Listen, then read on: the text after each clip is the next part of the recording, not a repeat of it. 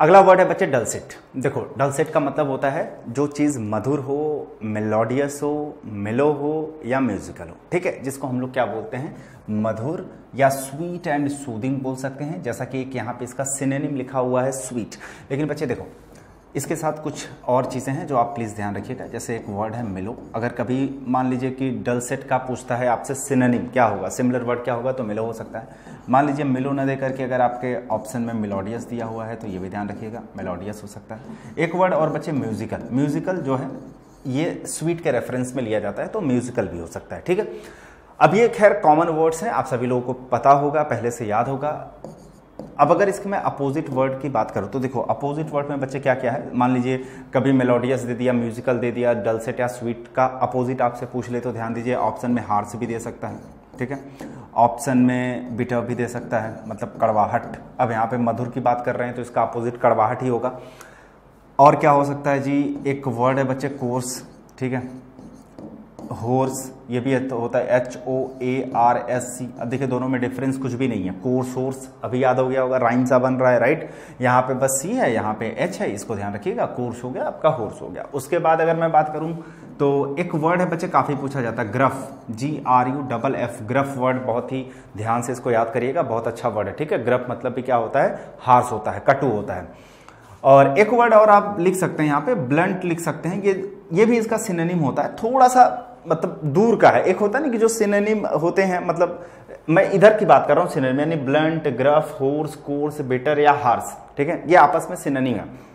तो ब्लंट भी दूर का मतलब ये होता है ना कि जैसे अगर मैं बोलूं कि डलसेट का अपोजिट वर्ड क्या होता है, आपने हार्श लिखा, अगर मैं यहाँ पे लिखना चाहूँ तो सुनिएगा मेरी बात को ध्यान से बच्चे, मैं क्या समझाना चाहता हूँ। जैसे मैं लिखना चाहूँ तो हॉरिड भी लिख सकता हूँ, ठीक है, हॉरिड का मतलब क्या हो गया, या ये भी लिख सकता हूँ GASTLY, गास्टली भी लिख सकता हूँ।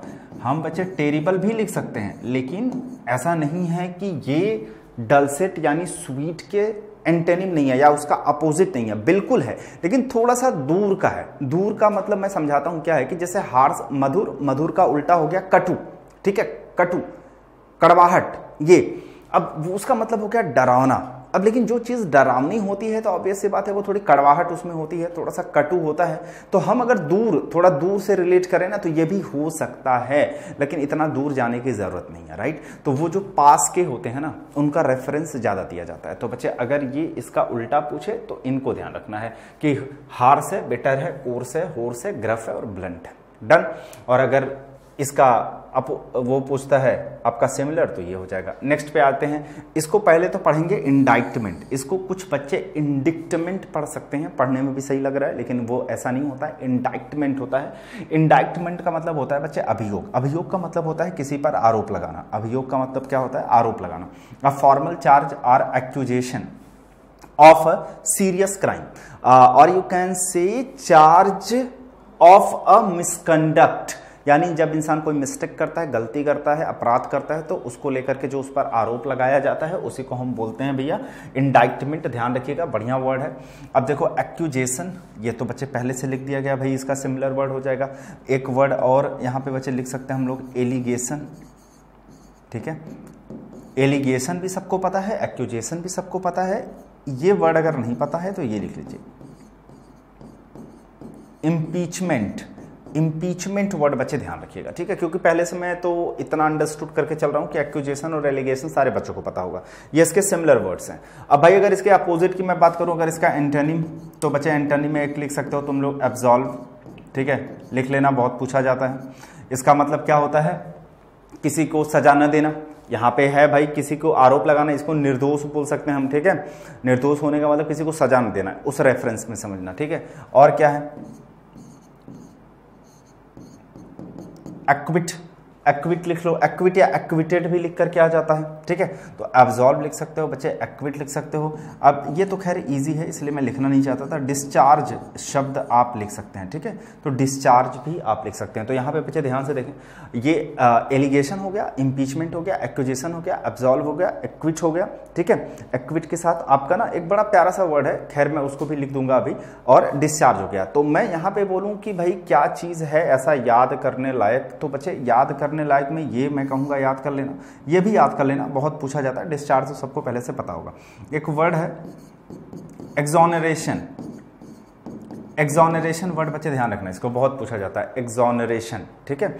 अच्छा एक वर्ड और फिर लिख लो साथ में, अब्सोल्यूशन, ठीक है, ये भी ये वर्ड ध्यान रखना। तो ये हमारा एक्सोनरेशन हो गया, अब्सोल्यूशन हो गया, acquit, absolve, discharge, impeachment, allegation, accusation, तो ये हो गए हमारे सिमिलर वर्ड्स और ये हो गए इसके अपोजिट। अच्छा लेकिन एक बात और मैं रिपीट करना चाहूँगा जो मैं बार बार करता हूँ, मान लो बच्चे अगर इसका अपोजिट पूछता है तो खैर आप ये बता दोगे, मान लो ये अब्सॉल्व का सिमिलर वर्ड पूछ दिया तो देखो इसमें से कुछ भी हो सकता है, एक्सोनरेशन का सिमिलर वर्ड पूछ दिया तो इसमें से कुछ भी हो सकता है। तो यहाँ पे अल्टीमेटली ना बहुत सारे शब्द आप तैयार कर रहे हैं, अपोजिट भी तैयार हो जा रहा है, साथ में इसके सिमिलर वर्ड्स भी तैयार हो जा रहे हैं। तो अगर आप इसको डेली पढ़ के रिविजन कर रहे हो ना तो आपके लिए जो वोकेबलरी वाला एक फोबिया बना हुआ है मन में वो धीरे धीरे खत्म हो जाएगा आपका, ठीक है। तो अगला वर्ड है हमारे साथ बच्चे इनवेरिएबल। देखिए इनवेरिएबल, और ध्यान से एक शब्द सुनिएगा यहाँ पे, अगर मैं इस इन को हटा दूं तो ये वेरिएबल लिखा हुआ है।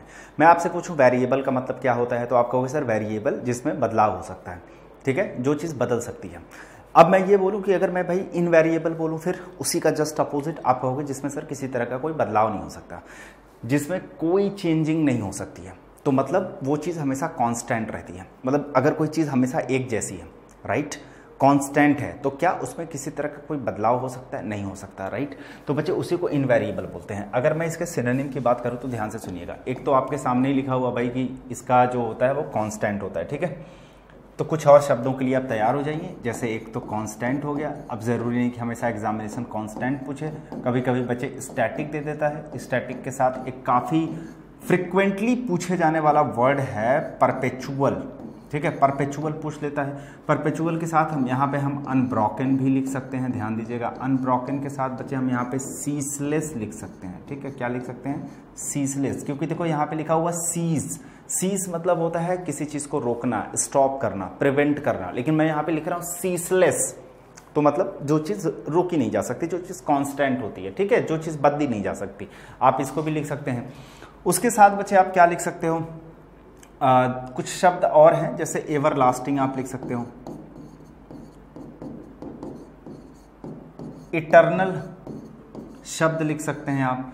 तो कांस्टेंट है, स्टैटिक है, परपेचुअल है, अनब्रोकन है, सीसलेस है, एवरलास्टिंग है, इटर्नल है, ठीक है, ये शब्द आप यहाँ पे लिख सकते हैं और ये एग्जामिनेशन भी आपसे पूछता है।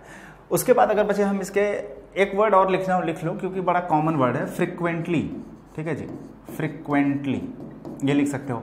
वैसे बच्चे मैं यहाँ पे आपको बता देता हूँ ना कि आप घबराएं, और घबराने से पहले मैं आपकी दवा कर देता हूँ कि जैसे आप लोगों को लग रहा होगा सर इतना ज़्यादा है तो हमें कैसे याद होगा।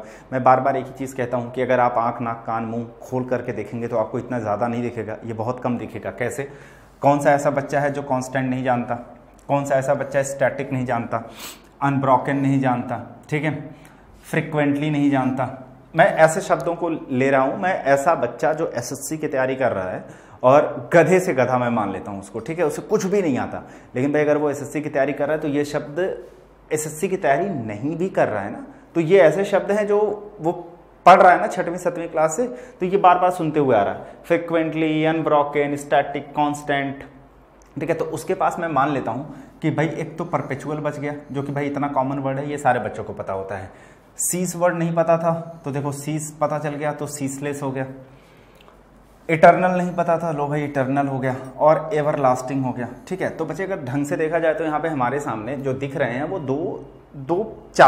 चार ही शब्द तो दिख रहे हैं। अब मुझे एक बात बताओ, अगर ये 4 शब्द भी तुम नहीं याद कर सकते हो भाई, तो हम किस बात की बच्चे तैयारी कर रहे हैं? फिर तो तैयारी करना हमारा बेकार है, ठीक है। तो हमें यहाँ पे देखा जाए तो 1 2 3 4 हमें पहले से पता है, तो हमें यहाँ पे जो काम करना है वो 4 शब्दों पे करना है, उससे ज़्यादा करना ही नहीं है।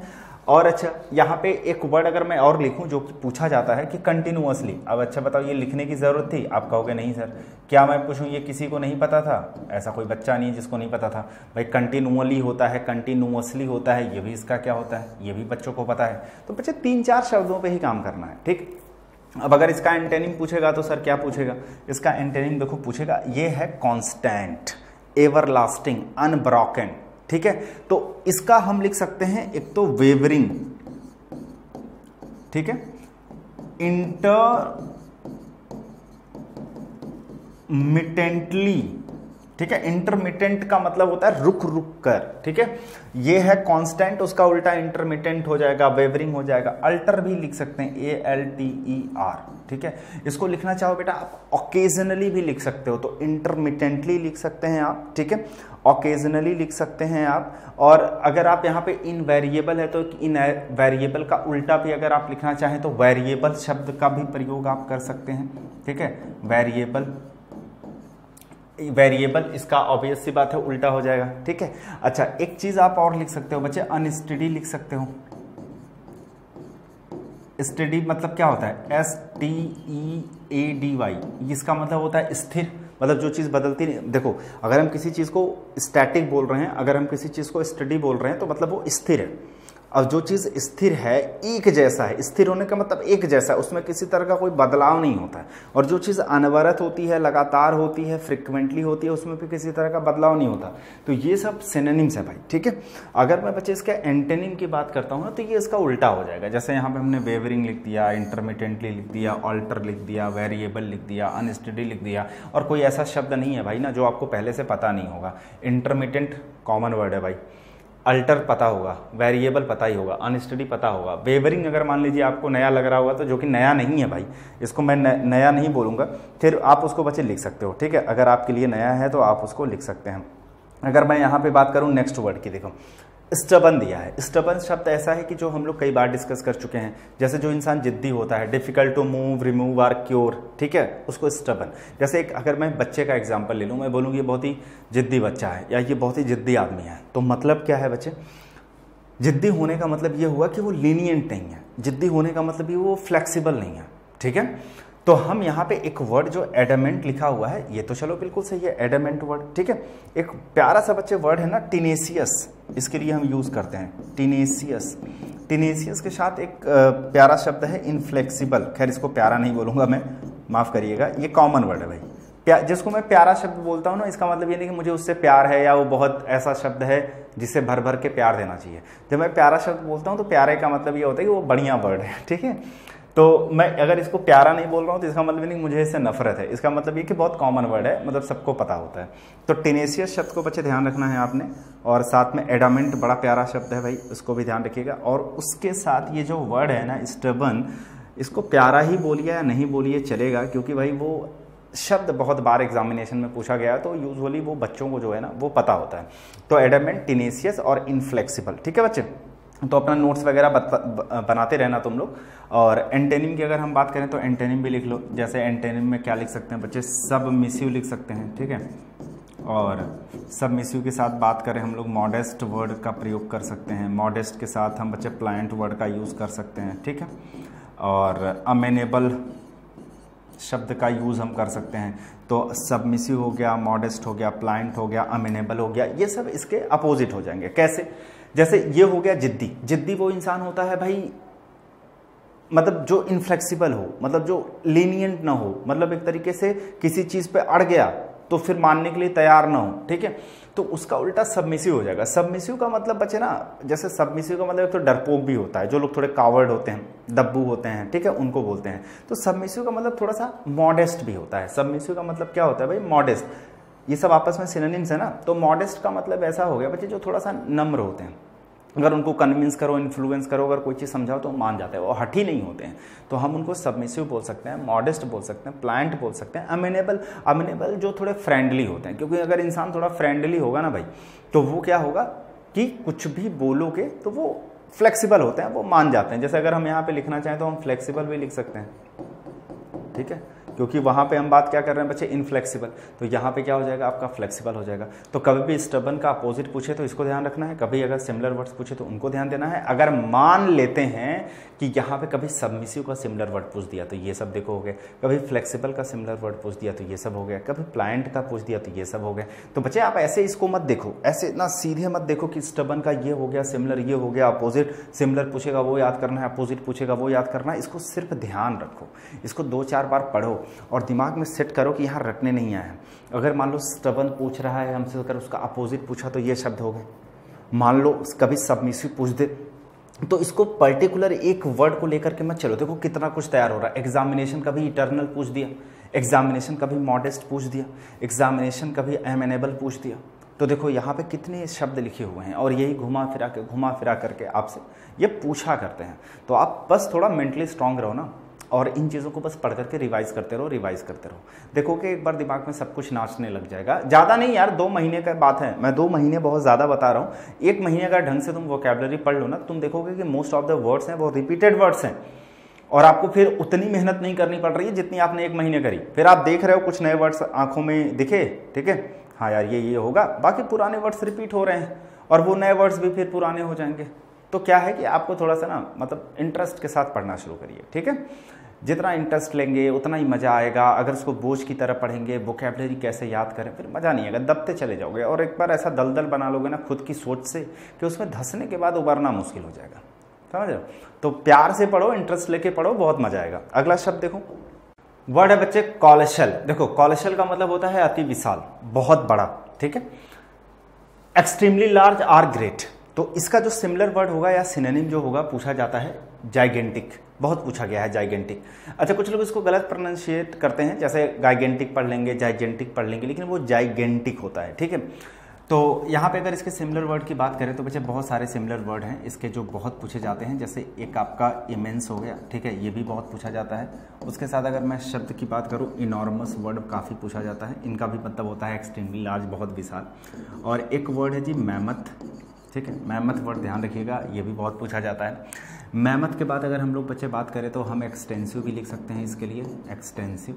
और ये तो ध्यान नहीं दीजिएगा, ऑलरेडी जाइगेंटिक यहाँ पे लिखा हुआ है, ठीक है, जाइगेंटिक लिखा हुआ है। बाकी एक्सटेंसिव, मैमथ, इनॉर्मस, इमेंस, ये सारे शब्दों को भी आपने ध्यान देना है, ठीक है, कि ये बच्चे काफ़ी पूछे जाते हैं, बहुत ज़्यादा पूछे गए हैं, बहुत ही मतलब मैं बोलूँगा कि इम्पॉर्टेंट है।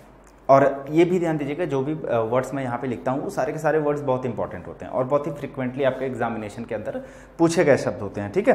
तो आप सिर्फ उसको लिख करके ना आंख बंद करके बच्चे सिर्फ पढ़ लिया करिए। आपको मतलब सेकंड थॉट लाना ही नहीं है कि भाई ये आते हैं या नहीं आते हैं, ठीक है। अब अगर मैं इसके एंटोनिम की बात करूँ बच्चे, तो एंटोनिम में देखो क्या हो जाएगा। अगर हम बात कर रहे हैं भाई ये बहुत बड़ा, ठीक है, एक्सट्रीमली लार्ज, तो इसका अपोजिट क्या हो सकता है। इसका अपोजिट बच्चे एक देखो टीनी लिख सकते हैं हम, ठीक है। टीनी के साथ अगर मैं बात करूं तो एक वर्ड है मिनस्क्यूल, ठीक है, मिनस्क्यूल लिख सकते हो, जिसका मतलब स्मॉल होता है, छोटा होता है। और बच्चे लिख सकते हैं मिनीचर, ठीक है, इसको मिनीच्योर मत पढ़िएगा, दैट इज मिनीचर। और आप लिखना चाहो तो मिनट भी लिख सकते हैं, मिनट, इसका मतलब भी होता है मिनट। हम रिलेट कर सकते हैं, 1 मिनट में 60 सेकंड्स होता है और 1 मिनट बहुत कम होता है। तो अगर हम इसे बस एक याद करने का तरीका बता रहा हूँ तो, और रिलेट करने का तरीका बता रहा हूँ, तो मिनट का मतलब होता है छोटा, ठीक है, टीनी, स्मॉल। तो मिनस्क्यूल है, मिनीचर है, मिनट है, ये सब हो गया इसके अपोजिट वर्ड। इमेंस है, इनॉर्मस है, मैमथ है, एक्सटेंसिव है, ठीक है बच्चे। और एक वर्ड लिखना चाहें तो आप मैसिव लिख सकते हैं, मैसिव भी काफ़ी पूछा जाता है। ये सब इसके हो गए सिमिलर वर्ड्स, क्लियर है। अब आते हैं डेट्रीमेंटल। डेट्रीमेंटल मतलब होता है बच्चे हानिकारक, टेंडिंग टू कॉज हार्म, जिसका एक सिमिलर वर्ड यहाँ पे लिखा है सिनोनिम हार्मफुल होता है। तो डेट्रीमेंटल वर्ड तो काफ़ी प्यारा है ही है, उसके साथ कुछ और शब्द हैं जो आपको ध्यान देने हैं। जैसे मैं यहाँ पे लिखूँ बच्चे DELETERIOUS, डिलीट्रियस। डिलीट्रियस मतलब भी होता है हानिकारक, ठीक है। अच्छा, कुछ और लिखना हो आप लिख सकते हैं, जैसे लेथल लिख सकते हैं, ठीक है।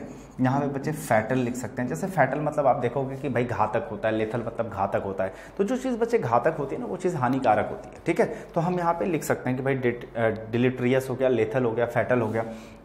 आप यहाँ पे लिखना चाहो तो बच्चे बेलफुल लिख सकते हैं, ठीक है।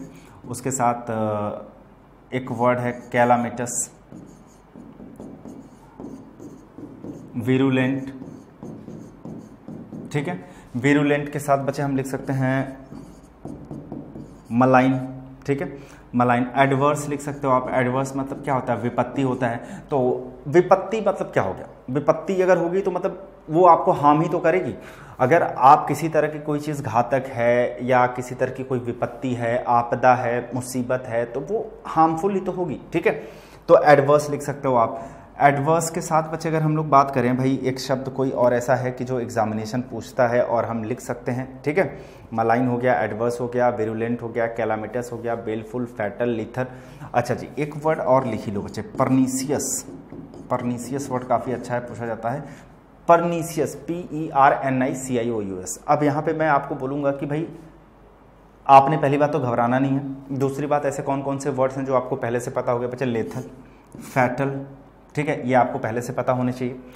और एडवर्स वर्ड भी यूजुअली लोगों को पहले से पता होते हैं, ठीक है। अब यहाँ पे किन शब्दों के ऊपर आपको मेहनत करनी है?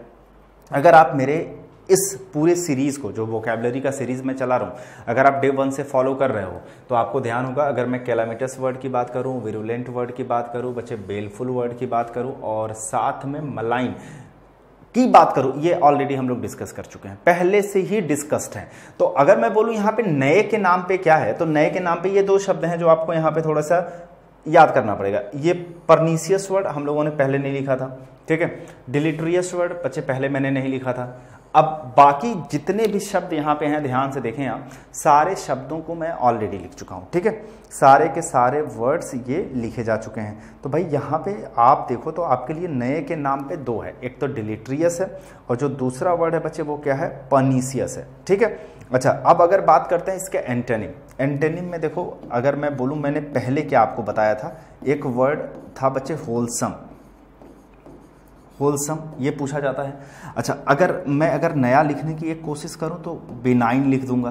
तो मैं बता रहा हूं कि भाई बिनाइन शब्द हम लोगों ने पहले नहीं लिखा है, तो बिनाइन लिख लो, ठीक है। इसका मतलब हानिकारक होता है, तो इसका मतलब होलसम उसका उल्टा हो गया, मतलब जो चीज़ आपको हार्म ना करे, ठीक है, बिनाइन।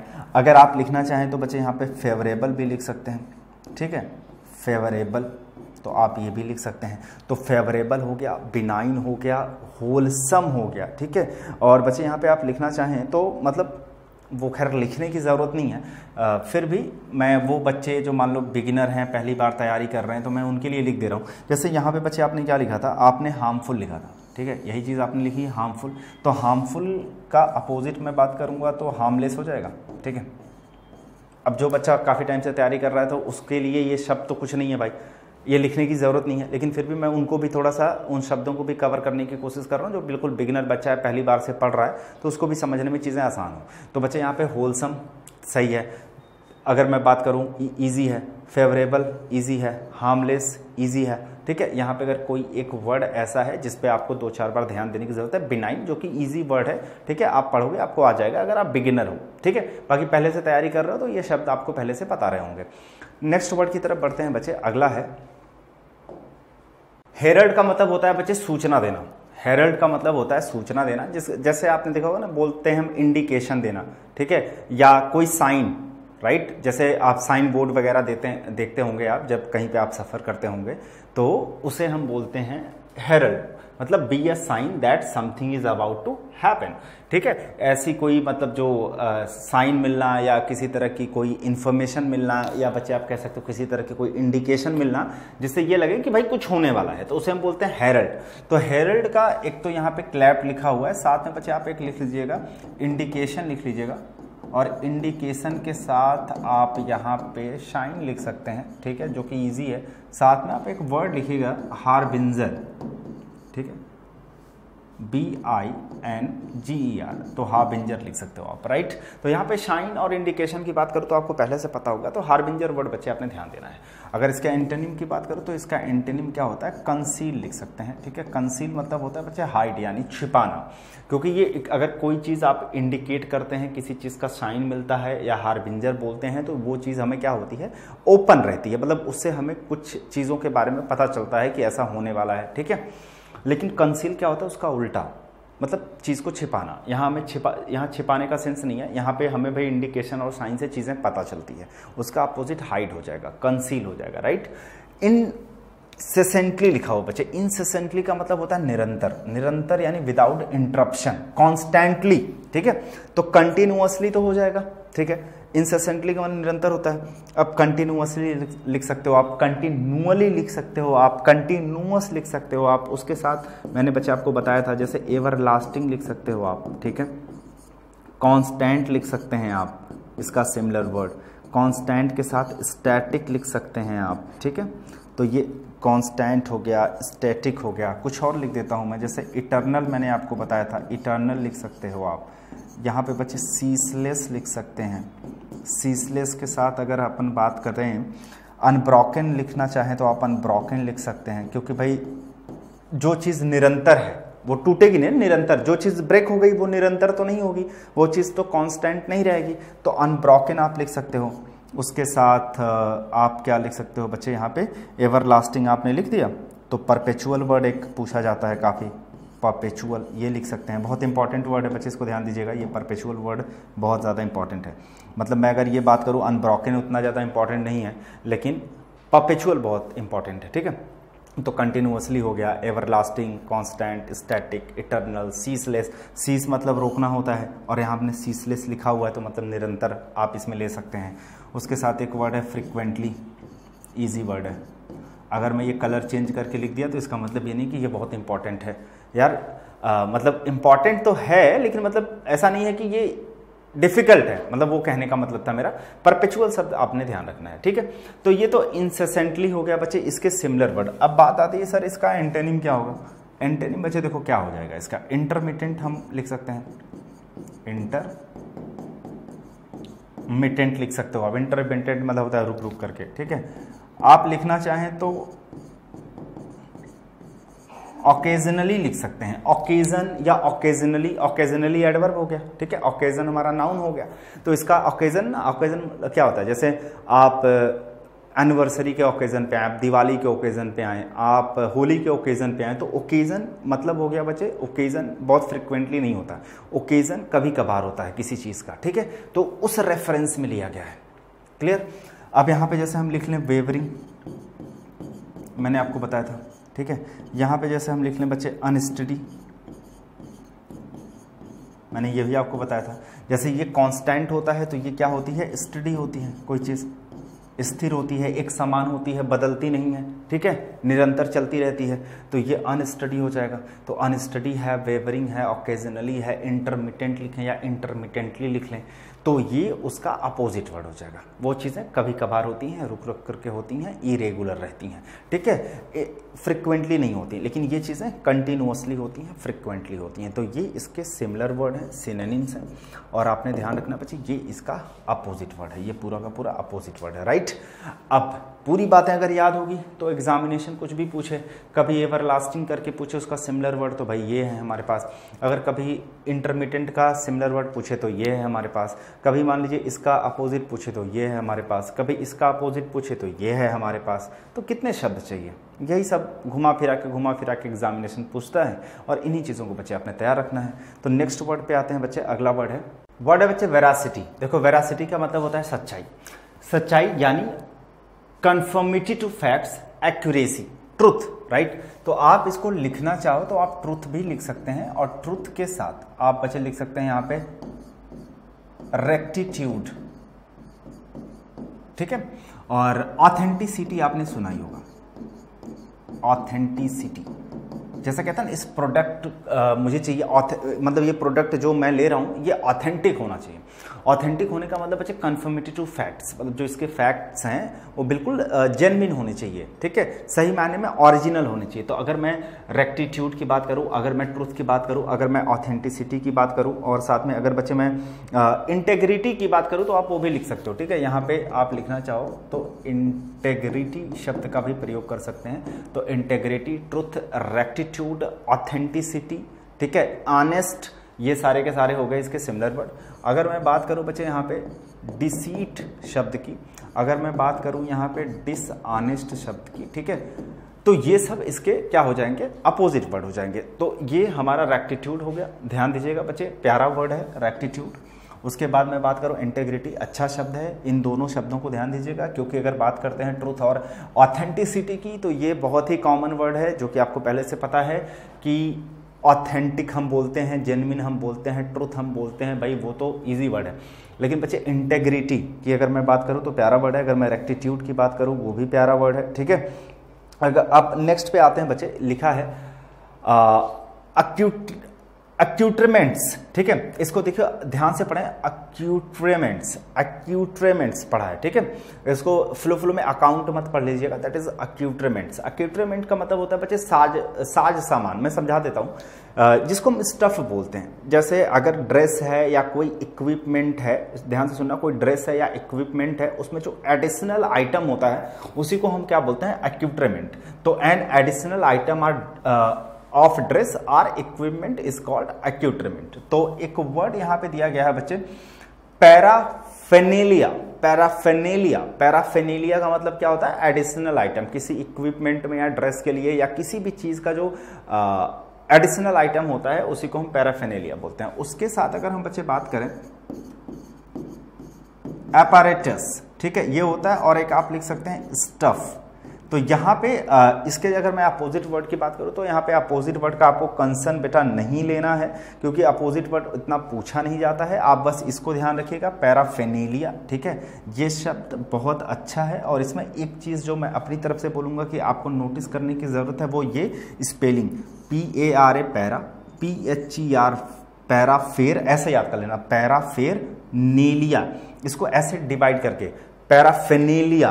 क्योंकि कभी कभी क्या होता है कि जब मिस स्पेल्ट के अंदर ऐसे शब्द दे दिए जाते हैं ना, और अगर बच्चा ढंग से नहीं पढ़ा होता है, जैसे पैराफेनेलिया पढ़ लिया लेकिन उसको स्पेलिंग ही नहीं याद है, तो बच्चे ऐसे जो वर्ड्स हैं ना, इनकी स्पेलिंग याद करके जाया करो, ठीक है। जैसे एपैरेटस, माफ करना, यहाँ पे बच्चे डबल P लिख लेना, ठीक है,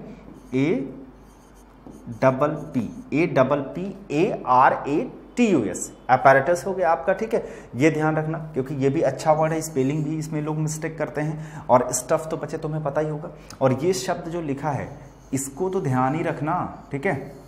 एक्यूट्रेमेंट, ये लोग पढ़ भी नहीं पाते हैं, लोग याद भी नहीं रख पाते हैं, और साथ ही साथ स्पेलिंग में भी बच्चे इसके मिस्टेक करते हैं, तो ये ध्यान देना है आप लोगों को, ठीक है। और जो वेरासिटी की बात करें, वो शब्द तो अच्छा था ही था, उसमें जो मैंने आपको बताया रेक्टिट्यूड और इंटेग्रिटी शब्द पर आपको थोड़ा सा फोकस करने की जरूरत है, राइट। अगर ये यहाँ तक की बातें बच्चे आप लोग को समझ में आ गई, तो मेरी बस वही बार बार जो एक ही गुजारिश होती है वही है कि नोट्स बनाएं, डेली रिवाइज करते रहें, पढ़ते रहें। धीरे धीरे आप देखोगे कि 20 दिन के बाद, 25 दिन के बाद चीज़ें रिपीट होने लगी, मैक्सिमम चीज़ें रिपीट होने लगेंगी, ठीक है। तो नेक्स्ट वर्ड की तरफ बढ़ते हैं बच्चे, अगला वर्ड है, क्या आप SSC CGL की तैयारी कर रहे हो, अभिषेक की तरह 34th रैंक फोड़ना चाहते हो, या फिर शिवम की तरह 41, और आपने ग्रामर तो प्रिपेयर कर लिया स्मार्ट बुक से, और वोकैब को लेके बहुत परेशान हो कि 10,000 वर्ड्स याद करें, 15,000 वर्ड्स याद करें, 20,000 वर्ड्स याद करें, उनको रिटेन कैसे करें। यार देखो, तैयारी तो सब कर लेते हैं, तैयार तो 4-4, 6-6 किताब कर लेते हैं, पर कितने समय में तैयार कर रहे हो, साल भर में, 2 साल में, या फिर 4 साल में। ट्राई करें वोकैब प्लानर, ये सिर्फ आपके वोकैब ना 90 डेज में प्रिपेयर कराएगा, और पूरे के पूरे 9,000 इंपॉर्टेंट वर्ड्स 90 डेज के सिस्टमेटिक प्लान में डाला गया है। तो देर मत कीजिए, सिर्फ और सिर्फ इस बुक का इस्तेमाल कीजिए, जिससे आपके सारे वोकैब की प्रॉब्लम सिर्फ सॉल्व होगी 90 डेज के अंदर।